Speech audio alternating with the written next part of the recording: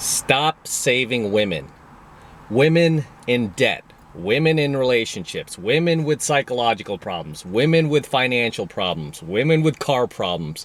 Just stop saving women, okay? It is not your job to put on your cape and go out there and be Superman and try to save women from their own bad decisions, from their own poor choices in life, okay?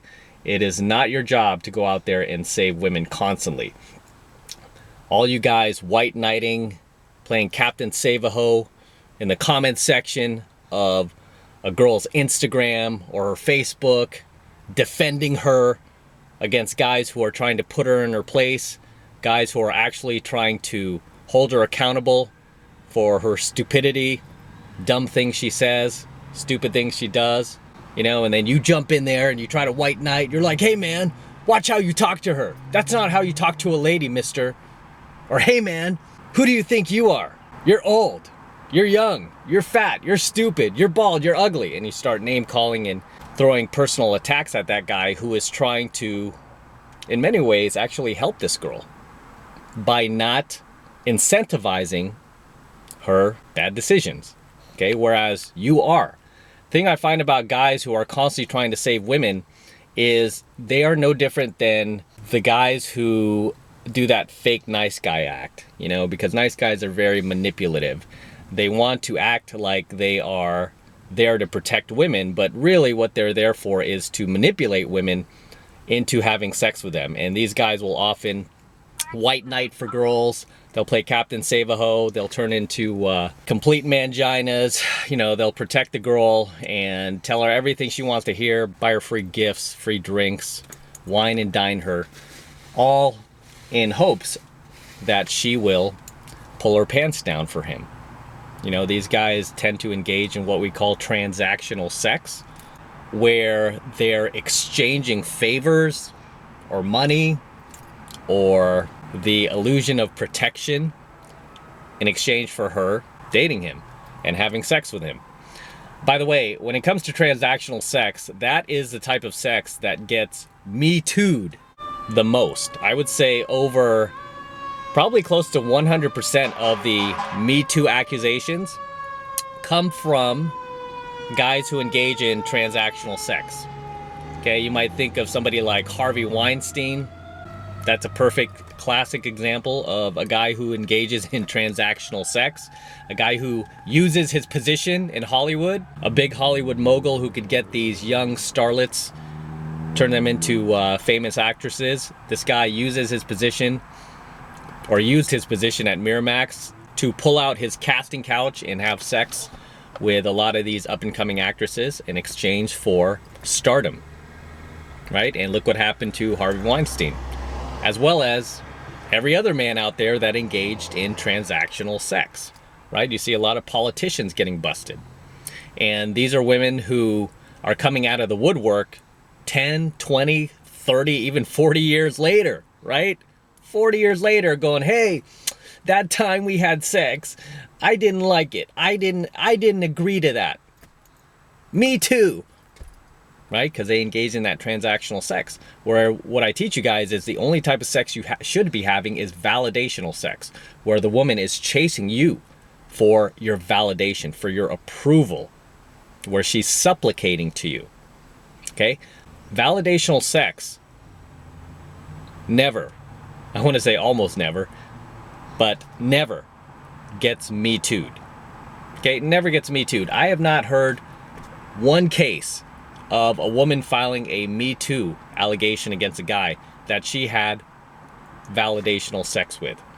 Take somebody like Gene Simmons, okay? Complete stark contrast to Harvey Weinstein. Gene Simmons, lead singer of Kiss, been a rock star all his life. Admittedly, this guy openly admitted that he slept with over 5,000 women. It's probably more than that, because he said he lost count. He can't keep track. He's estimating at least 5,000. It's probably more like 7 to 10. Who knows, right? Yet, not a single one of these women that he slept with throughout his entire rock star career, which began in the late 60s, early 70s, when he became the lead singer of Kiss. Not a single one of these girls have stepped forward and said, hey, Gene Simmons raped me. Or Gene Simmons, lead singer of Kiss, I didn't agree to having sex with him. Not a single one. Why? Because they wanted his validation. They're like, he's Gene Simmons. He's the lead singer of the hottest band in the world. At least they were at the time, right? They're still pretty big. They still fill up a stadium. But most of these women were like, he's Gene Simmons. I want those bragging rights. I want to be able to tell my friends, hey man, I slept with Gene Simmons. I slept with that guy. Okay? Nobody, okay? No girl out there wants to brag about sleeping with Harvey Weinstein. Girls are ashamed of that. Okay, girls are ashamed of that. Who did he have sex with? Gwyneth Paltrow, Rose McGowan, I think, right? Was she one of them? All these girls kind of hid the fact that they had sex with him, that they did him sexual favors. They hid it until all these other women stepped forward and they're like, well, Harvey Weinstein raped me. And then they felt brave enough to come forward as well. And they're like, yeah, he raped me too, right? Me too. Makes it so much easier for women to just follow the pack. They don't have to put themselves out in front. Okay, all it takes is one girl to step forward and then the rest will follow. But this is why you never want to engage in transactional sex. Only validational sex. Remember that, guys. Okay, only validational sex where the girl is chasing you for your validation, for your approval, because she values you. She sees you as a high value male.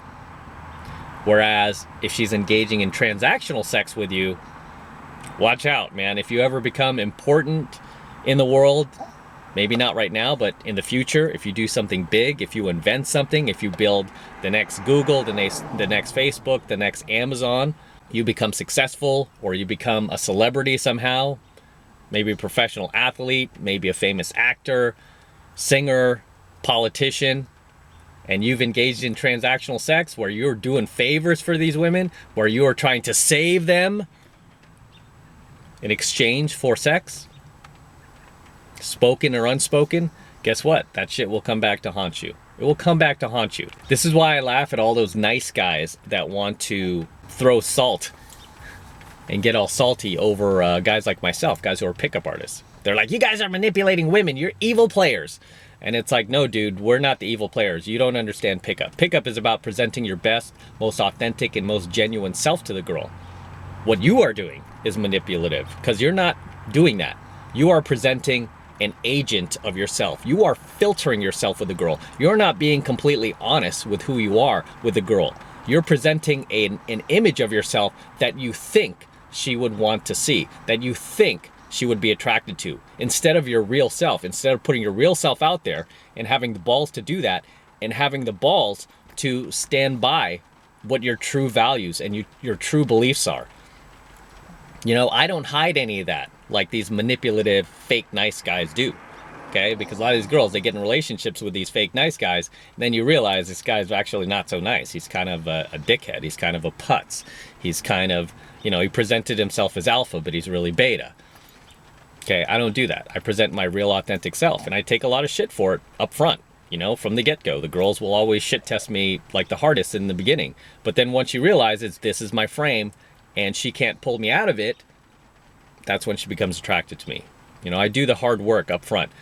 I do the hard work from the get-go, whereas most nice guys don't do that. They don't want to do any of the hard work. They just want to present this fake image of themselves, hope the girl, they can trick the girl into buying into it and believing him, and then having sex with him. And then he'll present his real self. Want to talk about manipulation? But getting back to the point of this coaching video is you guys need to stop saving women, okay? And the thing is, we as men are naturally hardwired to protect women, to help women, to rescue women. And that comes from our caveman days, our tribal days. Okay, when women were not able to protect themselves. We as men were programmed to do it for them because we had the brawn, we had the strength, we had the masculinity. Whereas the culture we're living in today, the way society is designed is society has completely just foam padded the entire world for women. I mean, Western women today are hands down the most coddled, most entitled, most self-absorbed, self-centered, and narcissistic women on the planet. These women are so flipping entitled, it's insane. Okay, right now I'm in San Francisco. I'm visiting my family. And here in the city, we have a term called 49er when it comes to women. And I'm not talking about the football team here, 49er. Okay, even though I was born and raised here in San Francisco, I am a diehard Cowboys fan, by the way. I hate the 49ers. So all you Niner fans, you're like, dislike, unsub. No, all love, man. We're all red pill, right? We're all red pill. But out on the gridiron and the football field, believe me, I would rather have that star on my helmet rather than wear the red and gold, right? I'm blue and silver till I die. In any case, we have a term here called a 49er. And what that means is basically women out here who are 4s tend to act like 9s. They tend to think they're 9s. That's where that term comes from. A 4 who thinks she's a 9, 49er. So, understand the culture we're living in today is nothing like it was back when we were living in caves. It is not our job as men to protect women any longer. Because I get a lot of women calling me out on this, you know, like, hey man, what kind of man are you not protecting us and, you know, not coming to the rescue? And it's like, hello, society at large, government, politicians, they've set everything up to do nothing but protect you and rescue you. I mean, take single moms, for example. Why do you think so many women are having kids out of wedlock? It's because the government, they know the government will support them. The government will send them checks. The government will take care of them. Why do you think so many women are horrible with their money? They don't bother to save. They don't have a 401k plan. They don't invest. They have nothing in their savings account. And they could be in their 30s, 40s, 50s. They have nothing to show for all these years working. Why? Because we don't hold them accountable. Because they know at the end of the day, they've got Uncle Sam right behind them, ready and willing to take care of them. Ready and willing to rescue them, to save them. You know, and for the record, who do you think enacts all these laws into legislation? It's not women, it's men. Men are responsible for all these laws that are protecting women, saving women, giving women financial aid, incentivizing their piss poor behavior in the world, not holding them accountable. Men are responsible for creating feminism. Men are responsible for allowing women to vote, which has done nothing but completely ballooned the welfare state and income taxes. Men are responsible for all of this. Why? Because they think it's their job to continue to save women, and it's not. Okay? It's not. On a macro level, there's not much we can do about it as individuals unless you have that power and you happen to be a politician who can enact legislation into law. And you happen to be watching my coaching video, yeah, do something, please. You know, but for us who are just kind of like foot soldiers out there spreading red pill awareness and red pill truth, the only thing we can do really is control what we do on a micro level when we have interactions with women who need saving, whether it's financial saving, emotional saving, psychological saving.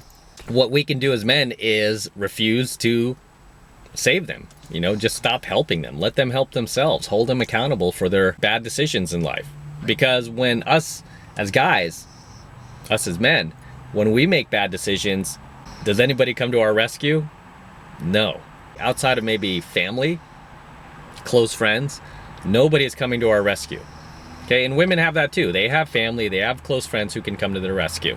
They don't need you, this outsider who, you know, you want to play like Clark Kent and look for any woman you can potentially save that is good looking, that you can extort sex from by trying to be this disingenuous person and present yourself as this fake nice guy that you think that she'll like. It's just not your job to save women. Okay, stop doing it, guys. And, you know, especially you guys that I see out in venues, because I'm out there 4 to 5 times per week doing game, and I mean, not a week goes by where I see at least a few white knights and Captain Save-A-Hos and Manginas out there trying to rescue women in the venue from a guy that she's voluntarily chosen to go there with, whether she's on a date with this guy or he's her boyfriend or she's in an LTR with him, and then they get into a verbal argument and it starts to get loud because, you know, as you know, women love to make a scene. By the way, this is why you never want to fight with your girl in public, because these women love to make a scene. They love the attention. You know, whereas if you're just at home arguing and you're starting to raise your voices, she'll keep her emotions in check. But if you're in a public venue, she will just let loose. She's like, you know, and start yelling, getting all the attention, and you will look like the biggest asshole in the world, even though she could be completely wrong, right? She could be completely wrong, and you can be completely in the right. You will look like the biggest asshole, and every guy in that venue will want to kick your ass. Tell me I'm wrong. Tell me I'm wrong, right? Because guys are wired to save and protect women. And I am telling you, you need to knock that shit off. You need to unplug yourself, unplug that wiring in your brain, okay? It's not your job to go out there and risk your life, because you can get killed doing this. It's not like guys have not gotten killed in the past by some alpha male, right? Some beta tried to interrupt his argument with his girl that was between him and his girl, and he got killed. Okay, it's no different than the caveman days. You don't go into another man's tribe, you know, stamping your feet and trying to like lay down the law. That's not your job. It's not your job to save women. Stop risking your life. Stop risking your money. Stop wasting your time, your effort, your energy when that should be spent on yourself. Shouldn't be spent on saving women. Okay, it's not your job to, you know, put on your cape and pretend you're a superhero protecting women out there. Stop acting like a leftist SJW beta cuck.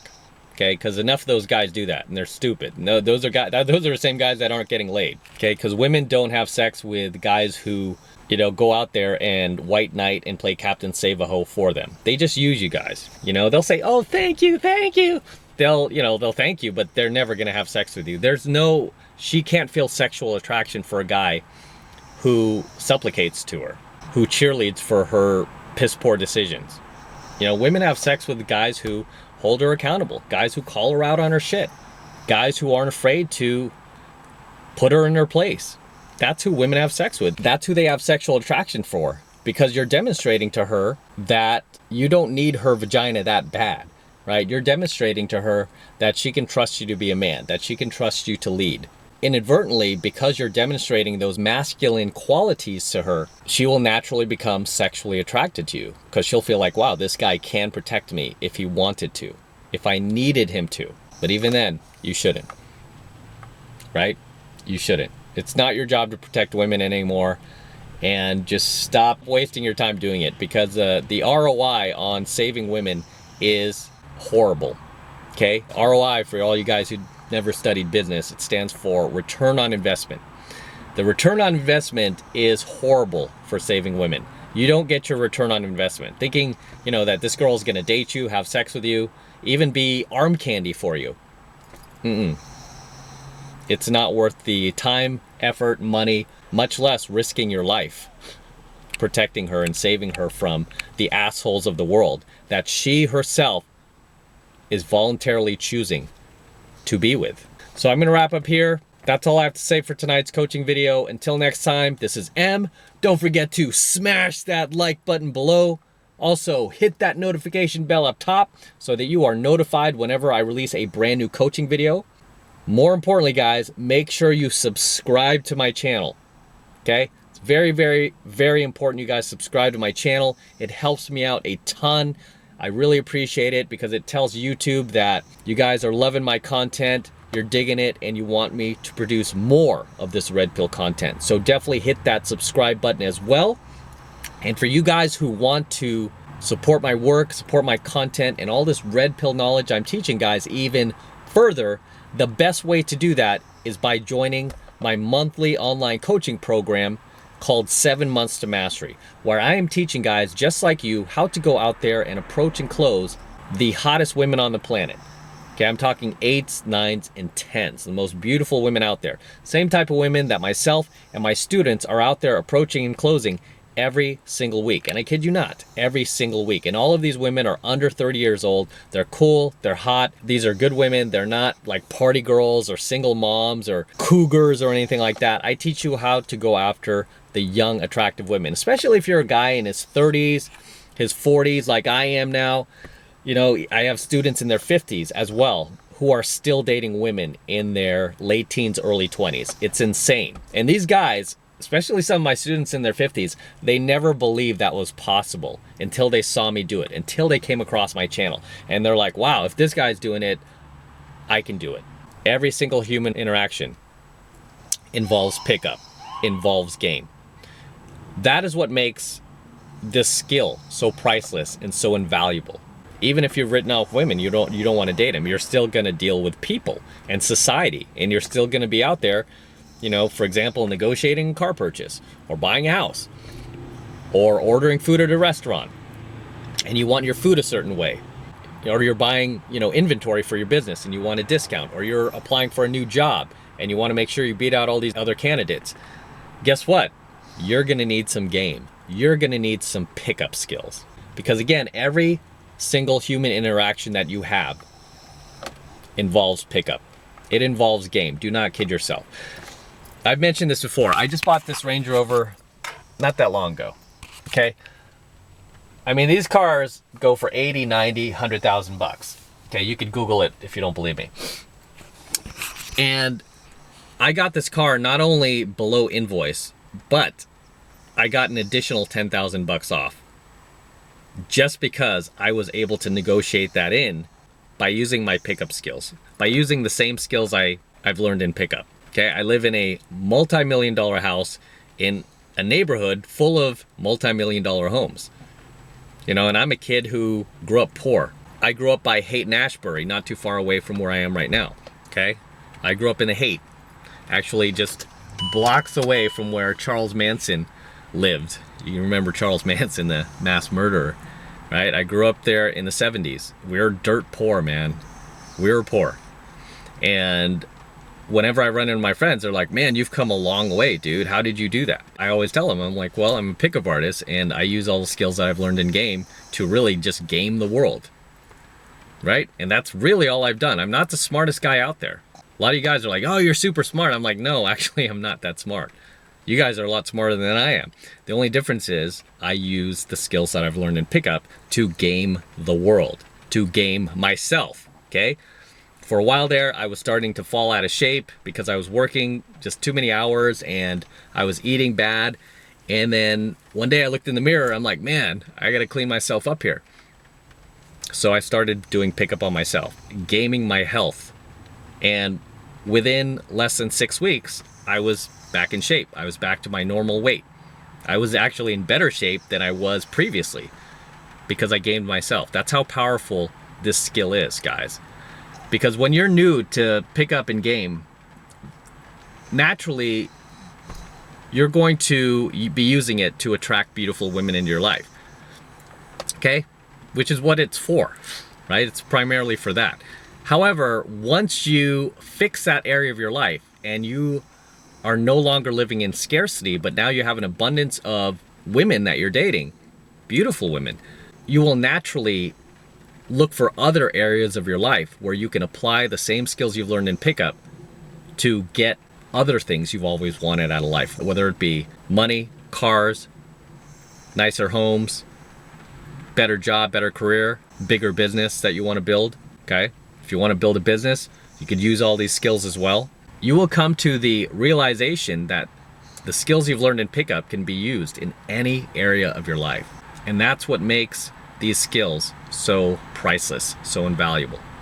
So if you want to jump into 7 months of mastery, the first month is only $1. And all you need to do is click that link below in my description box. It will take you over to my website where you can get signed up right now. It only takes 2 seconds. So do that now, and I will see you in my next coaching video.